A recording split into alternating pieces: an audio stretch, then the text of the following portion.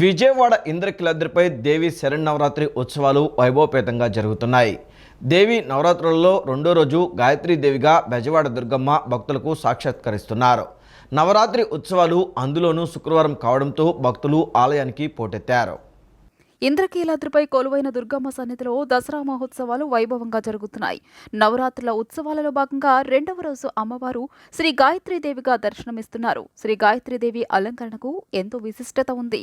ముక్త, విద్రుమ, హేమ, నిల, ధవళ వర్ణాలు కలిగిన 5 ముఖములతో శంఖం, చక్రం, గద, అంకుశం ధరించి భక్తులకు సాక్షాత్కరిస్తోంది. సమస్త వేదాలకు మూలం గాయత్రి మంత్రం. అన్ని మంత్రాలకు మూలమైనది గాయత్రీమాత.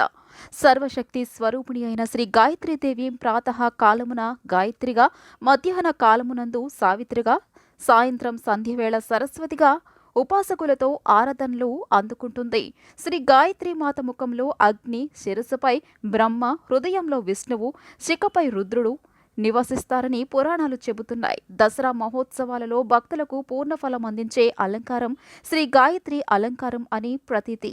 దసరా ఉత్సవాలకు రాష్ట్రం నలుమూలల నుంచి భక్తులు పెద్ద ఎత్తున తరలి వస్తున్నారు. తొలి రోజు శ్రీ గాయత్రీదేవిగా దర్శనమిస్తున్న దుర్గమ్మను దర్శించుకుని ఆశీస్సులు పొందేందుకు క్యూ కడుతున్నారు. వినాయకుడి ఆలయం దగ్గర నుంచి క్యూ లైన్ల ద్వారా ఆలయంకు చేరుకుంటున్న భక్తులు అమ్మవారిని దర్శించుకుని మొక్కులు చెల్లించుకుంటున్నారు.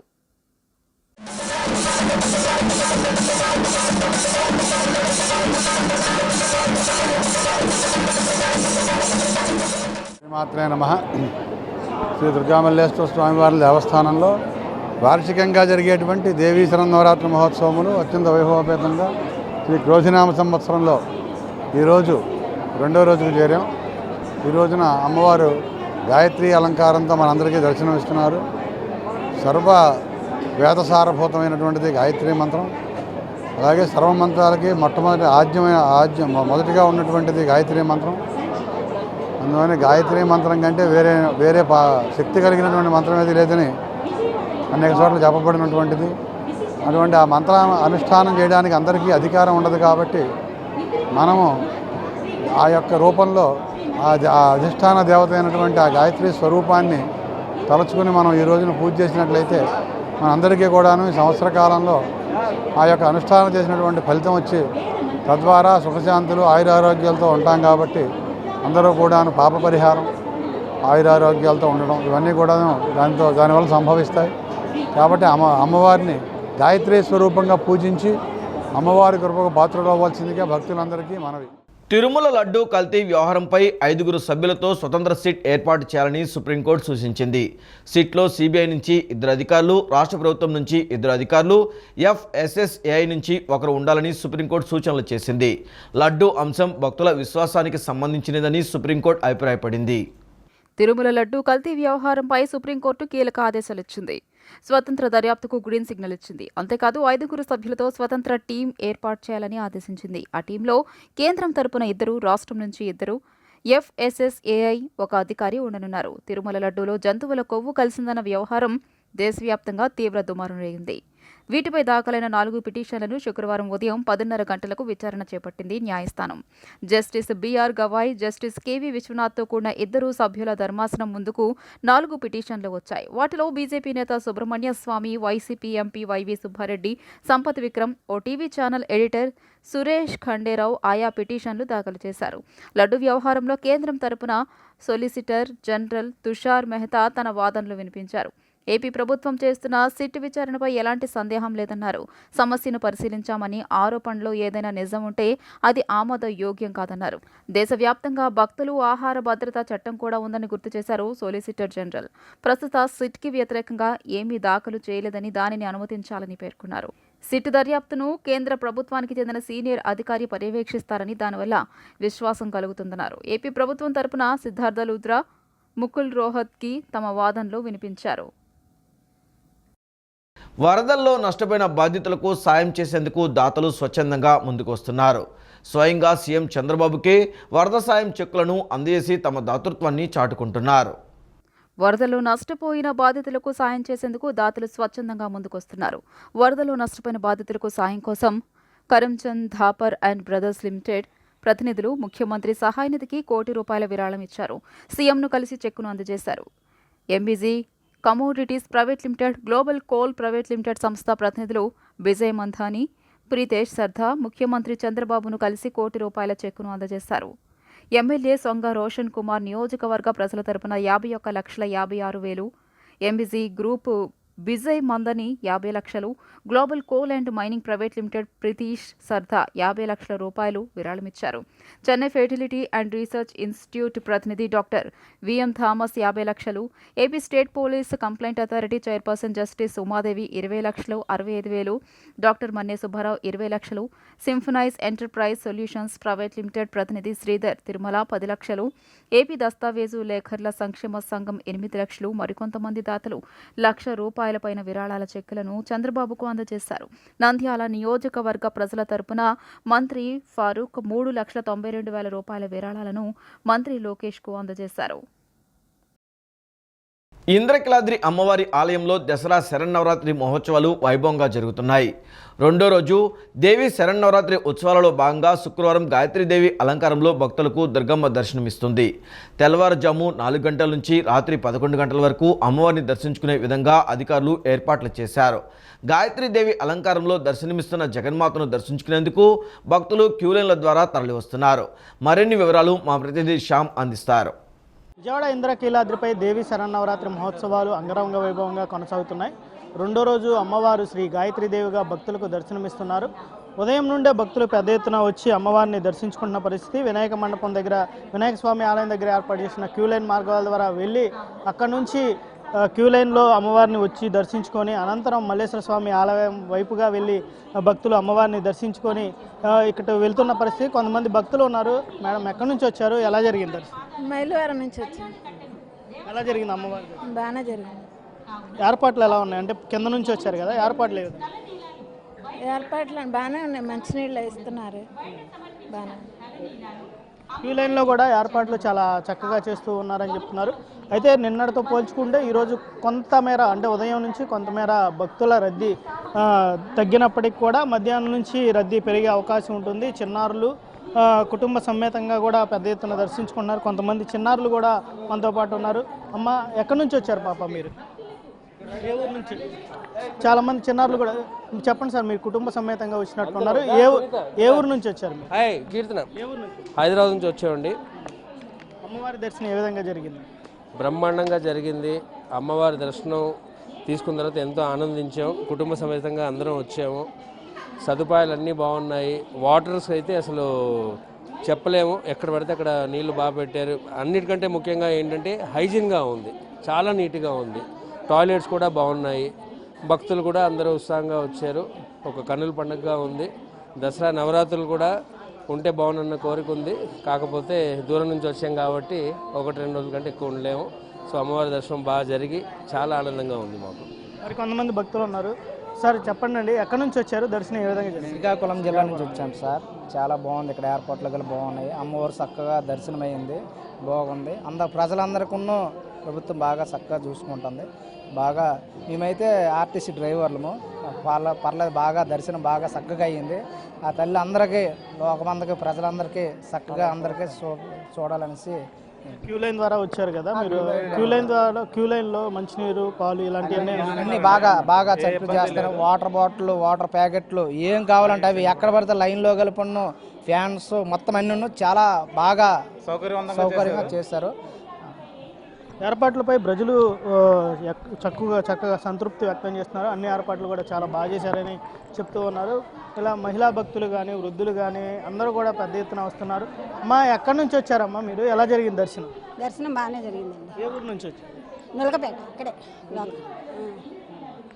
ఓకే, మీరు చెప్పండి, మీరు ఎక్కడి నుంచి వచ్చారు? ఎలా జరిగింది అమ్మవారి దర్శనం? కృష్ణా జిల్లా బంటిమిల్లి మండలం మల్లేశ్వరం గ్రామం అండి. దర్శనం కూడా అద్భుతంగా ఉందండి.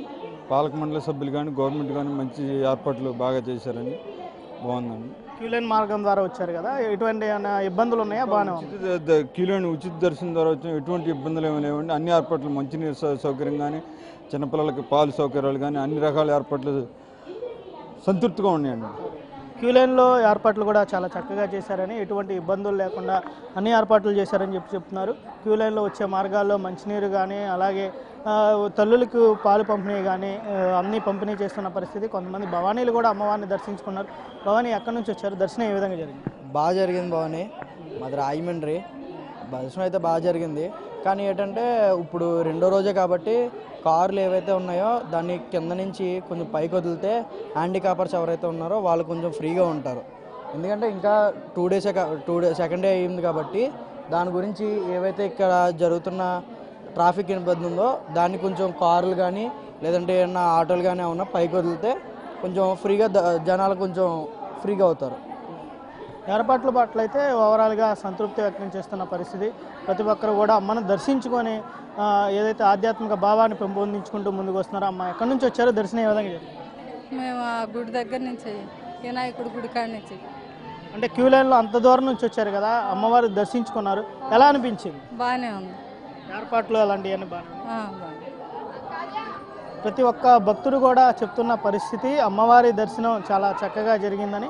ఏర్పాట్లో ఎలాంటి లోటుపాట్లు లేకుండా అమ్మవారిని దర్శించుకునే విధంగా ఆలయ అధికారులు కానీ ఇటు ప్రభుత్వం కానీ అన్ని ఏర్పాట్లు కూడా చక్కగా చేసిందని చెప్పి ప్రజలు కానీ భక్తులు కానీ ఇక్కడ సంతృప్తి వ్యక్తం చేస్తున్న పరిస్థితి ఇంద్రకీలాద్రి మీద ఉంది. వీడియో జర్నలిస్ట్ అజయ్తో శ్యామ్ సిటీ న్యూస్, దుర్గగుడి. సామాన్యుల దర్శనాలకే ప్రాధాన్యత ఇస్తున్నామని విజయవాడ పార్లమెంట్ సభ్యులు కేశినేని శివనాథ్, అమలాపురం ఎంపీ గంటి హరీష్ మాధూర్ పేర్కొన్నారు.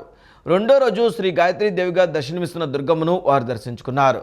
ముఖ్యమంత్రి నారా చంద్రబాబు నాయుడు తలపెడుతున్న ప్రతి కార్యక్రమానికి కనకదుర్గమ్మ వారి అనుగ్రహం ఉండాలని ఆకాంక్షించారు. ఆర్థిక దిగ్బంధనంలో చిక్కుకున్న ఆంధ్రప్రదేశ్ రాష్ట్రంలో సంపద సృష్టి కోసం ముఖ్యమంత్రి నారా చంద్రబాబు నాయుడు తలపెడుతున్న ప్రతి కార్యక్రమానికి కనకదుర్గమ్మ వారి అనుగ్రహం ఉండాలని జగన్మాతను ప్రార్థించినట్లు విజయవాడ పార్లమెంట్ సభ్యులు కేశినేని శివనాథ్, అమలాపురం ఎంపీ గంటి హరీష్ మాధూర్ అన్నారు. గాయత్రీదేవి అలంకరణతో ఉన్న కనక దుర్గామాతను దర్శించుకున్నారు. ఆలయ అధికారులు స్వాగతం పలికి దర్శనానంతరం అమ్మవారి ప్రసాదం చిత్రపటాన్ని అందజేశారు. అనంతరం మీడియా పాయింట్లో మాట్లాడుతూ సామాన్య భక్తులకు సత్వర దర్శనం చేసుకునేందుకు ఇబ్బంది కలగకుండా ఉండేందుకే వివిధ రంగాల ప్రముఖులు అమ్మవారిని దర్శించుకునేందుకు ప్రత్యేకమైన యాప్ను కూడా రూపొందించామన్నారు. ఇంద్రకీలాద్రి పర్వతంపై దేవాదాయ శాఖ భక్తుల కోసం చేసిన ఏర్పాట్లు బాగున్నాయని అధికార పార్టీ నేతలతో పాటు ప్రతిపక్ష పార్టీలకు చెందిన నేతలు కూడా ప్రశంసిస్తున్నారని పేర్కొన్నారు.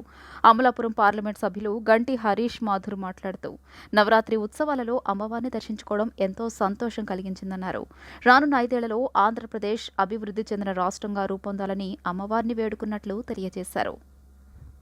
ఆంధ్ర రాష్ట్రం అన్ని సుఖశాంతులతో ఉండాలి. ఇక్కడ రాష్ట్ర ప్రభుత్వం అన్ని విధాలుగా ఇబ్బందులు పడ్డ ఆంధ్ర రాష్ట్రాన్ని వచ్చే 5 సంవత్సరాల్లో ఎవరికీ ఎటువంటి ఇబ్బంది లేకుండా అమ్మవారు ఆశీర్వదించాలి. అంతేకాకుండా ఈ మధ్య విజయవాడకు వరదల సందర్భంగా అమ్మవారి ఆశీస్సుల వల్ల, అంతేకాకుండా రాష్ట్ర ప్రభుత్వం యొక్క చొరవతో అతి త్వరలో విజయవాడ నగరం వరద బాధితుల నుంచి తప్పించుకున్నాం.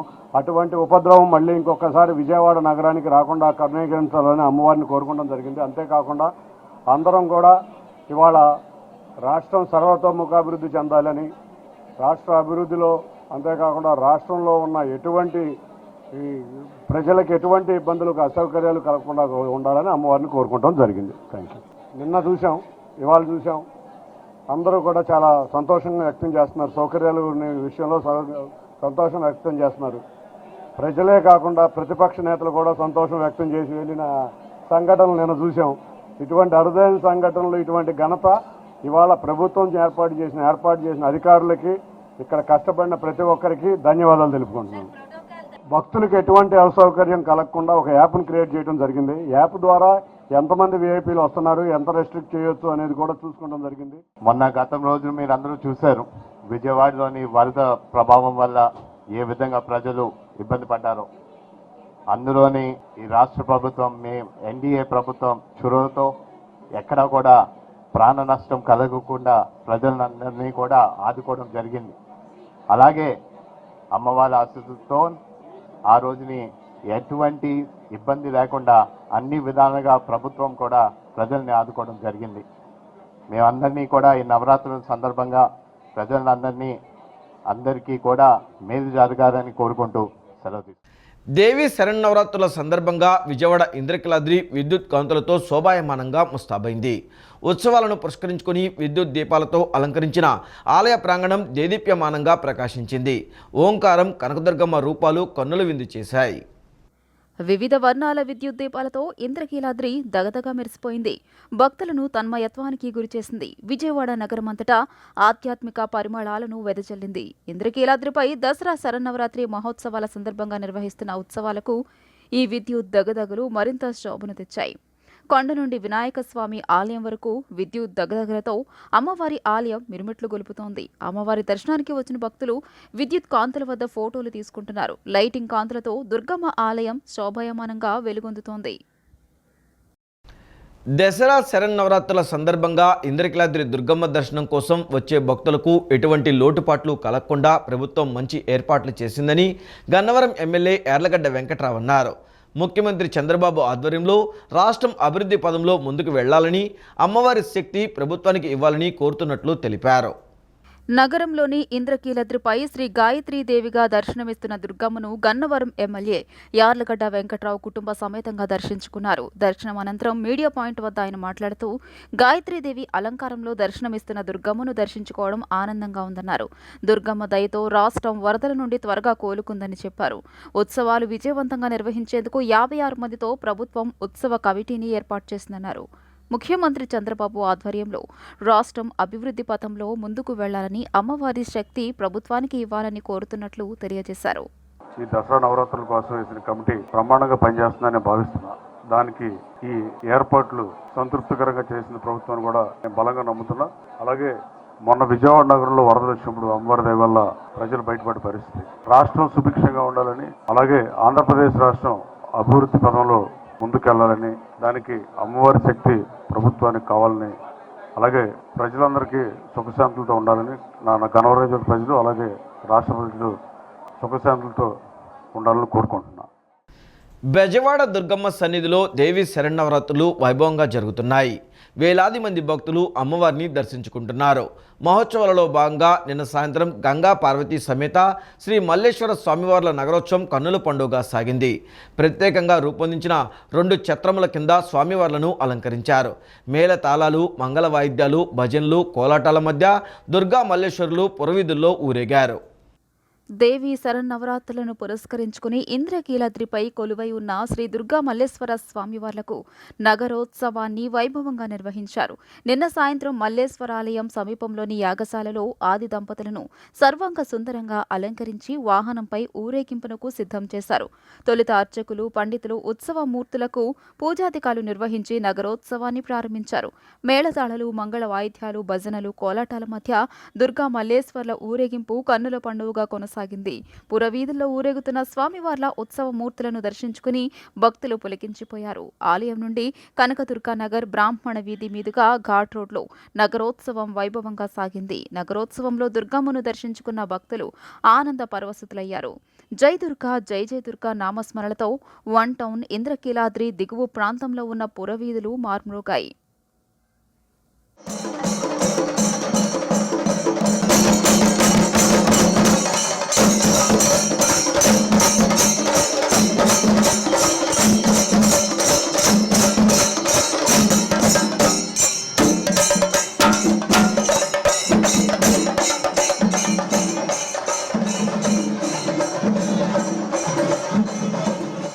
ఇంద్రకీలాద్రిపై కొలువుదీరిన దుర్గమ్మ సన్నిధిలో దసరా ఉత్సవాలు వైభవంగా కొనసాగుతున్నాయి. ఉత్సవాలలో భాగంగా 2వ రోజు దుర్గమ్మ గాయత్రీదేవిగా భక్తులకు దర్శనమిచ్చారు. అమ్మవారి ప్రీత్యర్థం ఉభయదాతలు లక్ష కుంకుమార్చనను భక్తి ప్రపత్తులతో నిర్వహించారు. ఇంద్రకీలాద్రిపై వేంచేసి ఉన్న శ్రీ కనకదుర్గ అమ్మవారి దసరా శరన్నవరాత్రి అత్యంత కన్నుల పండుగగా కొనసాగుతున్నాయి. 9 రోజుల పాటు జరిగే దసరా మహోత్సవాలు 2వ రోజుకు చేరుకున్నాయి. ఉత్సవాలలో భాగంగా అమ్మవారు శ్రీ గాయత్రీదేవిగా భక్తులను అనుగ్రహిస్తున్నారు. అమ్మవారి ప్రీత్యార్థం భక్తులు కుంకుమ పూజలు భక్తి ప్రవత్తులతో నిర్వహించారు. మహామండపం 6వ అంతస్తులో ఉభయదాతలు పాల్గొని లక్ష కుంకుమార్చన నిర్వహించారు. వేద పండితుల మంత్రోచ్చరణాల నడుమ కుంకుమ పూజ కార్యక్రమం ఆద్యంతం శాస్త్రోక్తంగా సాగింది. సౌభాగ్య ప్రదాయిని అయిన అమ్మవారికి కుంకుమార్చన నిర్వహించడం వల్ల మహిళలు పిల్లలు ఆజన్మాంతం సకల సౌఖ్యాలతో దీర్ఘ సుమంగళిగా వర్ధిల్లుతారని వేద పండితులు వివరించారు. భక్తులు విశేష సంఖ్యలో కుంకుమ పూజా కార్యక్రమంలో పాల్గొని తమ భక్తి ప్రవత్తులు చాటుకుంటున్నారు. కలియుగ ప్రత్యక్ష దయం అమ్మలగన్నయమ్మ ముగ్గురమ్మలగన్న మూల పుటమ్మ చాలా పెద్దమ్మ సురారులమ్మ గడపారడ బుచ్చినియమ్మ దన్నులో నమ్మిన వేలుపుటమ్మల మనమ్మలు ఉండేయమ్మ దుర్గామాయమ్మ కృపాది ఇచ్చుట మహత్వ కవిత్వ పటుత్వ సంపదలు. చాలా చక్కగా ఈ కుంకుమార్చనని వేద పండితులు నిర్వహించారు. మేము హైదరాబాద్ నుంచి ఇక్కడికి రావడం జరిగింది. ఎక్కడ కూడా పార్కింగ్ విషయంలో కానివ్వండి, పైకి రావడంలో కానివ్వండి, ఈ టికెట్ చూపిస్తే పార్కింగ్ అయిన తర్వాత దేవాలయం వెహికల్లో పైకి రావడం జరిగింది. అక్కడి నుంచి కూడా చక్కగా ఎవరికి చూపించినా ఈ ప్రాంగణాన్ని చూపించడం, ఇక్కడ అమ్మవారి లలిత 4 సార్లు పారాయణం చేయడం జరిగింది. చాలా చక్కటి అనుభూతినిచ్చింది. అమ్మవారి దయా కృప భక్తులందరికీ కూడా ఉండాలి. ఇలా ప్రతి సంవత్సరం ఇంకా ఈ టికెట్లు ఇట్లా ఉన్నాయని అందరికీ తెలియకపోవచ్చు. దీని ఇంకా విస్తృత ప్రచారం ఇచ్చి ఈ పూజా సేవా కార్యక్రమాలు నిర్వహిస్తే ఇంకా చాలా బాగుంటుందని కోరుకుంటున్నాను. నమస్కారం అండి, శ్రీమాత్రే నమః. మేము నల్గొండ డిస్టిక్ తెలంగాణ హాలియా నుంచి వచ్చామండి. ఇక్కడ దుర్గామాత కుంకుమార్చన చాలా బాగా జరిగిందండి. ఇది మేము ఎన్నడూ చూడలేదు. 4 సార్లు లలితా సహస్ర పారాయణంతో చాలా చక్కగా పూజ నిర్వర్తించారండి. చాలా బాగుందండి. రెండవ రోజైన అమ్మవారి దర్శనానికి మేము వచ్చేసాము, కుంకుమార్చన చేశాము. చాలా ఆనందంగా ఉంది. దేవి కనుసైగల్లో మా యొక్క ఆనందానికి అవధులు లేవు. ఈ ప్రథమము మేము ఇక్కడ కుంకుమార్చన పాల్గొనటము, తర్వాత మాకు సకుటుంబ సపరివారంగా రావడం జరిగింది. ఇలాగనే అందరికీ ఈ రెండు తెలుగు రాష్ట్ర ప్రజలకి అమ్మవారి యొక్క అనుగ్రహం ఉండి ఈ రాష్ట్ర ప్రజలందరూ కూడా సుఖ సంతోషాలతో ఉండాలని మనస్ఫూర్తిగా అమ్మవారిని కోరుకొని ఈ దర్శన భాగ్యం కలిగించిన ఈ దేవస్థానానికి మరియు ఈ సిటీ కేబుల్ వారికి కూడా నాకు ధన్యవాదాలు తెలియజేసుకుంటున్నాను. దసరా ఉత్సవాలలో భాగంగా రెండో రోజు గాయత్రీదేవి రూపంలో దర్శనమిస్తున్న దుర్గమ్మను టీడీపీ రాష్ట్ర అధ్యక్షుడు గాజువాక ఎమ్మెల్యే పల్లా శ్రీనివాసరావు దర్శించుకున్నారు. ఈ సందర్భంగా మీడియాతో మాట్లాడుతూ అమ్మవారిని దర్శించుకోవడం చాలా సంతోషంగా ఉందన్నారు. అధికార యంత్రాంగం దసరా శరన్నవరాత్రికి ఏర్పాట్లు చాలా బాగా చేశారని ప్రశంసించారు. లోటుపాట్లు ఏమన్నా ఉంటే వాటిని సరిచేసి భక్తులకు మెరుగైన దర్శన భాగ్యాన్ని కల్పిస్తామన్నారు. అమ్మవారి కరుణా కటాక్షాలు రాష్ట్ర ప్రజలు అందరి మీద ఉండాలని ఆకాంక్షించారు. దుష్ట సంహారణ జరగాలని, మంచి ఇప్పుడు ఉండాలని అమ్మవారిని కోరుకుంటూ, అలాగే ఇక్కడ ఏర్పాట్లు కూడా ప్రభుత్వం బాగా ఏర్పాటు చేశారు. ఇంకను మెరుగైనటువంటి ఏర్పాట్లు చేసి ప్రజలకి కానీ భక్తులకు కానీ ఎటువంటి ఇబ్బంది లేకుండా చూడాల్సినటువంటి బాధ్యత ప్రభుత్వం మీద ఉంది. ఇక్కడ మేము చూసిన తర్వాత పార్టీకి సంబంధించి మాకైతే మంచిగా ఉంది ఏర్పాట్లన్నీ. ఇంకనూ ఏమైనా లోపాలు ఉంటాయి ఇవన్నీ కూడా సరిదిద్ది మంచిగా భక్తులకు ఎటువంటి ఇబ్బంది లేకుండా చేసేటువంటి మరి సూచన కూడా ప్రభుత్వానికి ఇస్తామని చెప్పి సందర్భంగా తెలియజేస్తూ మరొకమారు అమ్మవారి యొక్క ఆశీస్సులు అందరికీ ఉండాలని చెప్పేసి కోరుకుంటూ మన పిల్ల పాపలు అందరూ కూడా మంచిగా జీవితంలో స్థిరపడాలని, అలాగే ఏదైతే ఇక్కడ అమరావతి రాజధాని తలపెట్టామో ఆ రాజధాని విజయవంతంగా సాగాలని చెప్పేసి కోరుకుంటూ సెలవు తీసుకుంటున్నాను. ఈ వార్తలు ఇంతటితో సమాప్తం. నమస్కారం.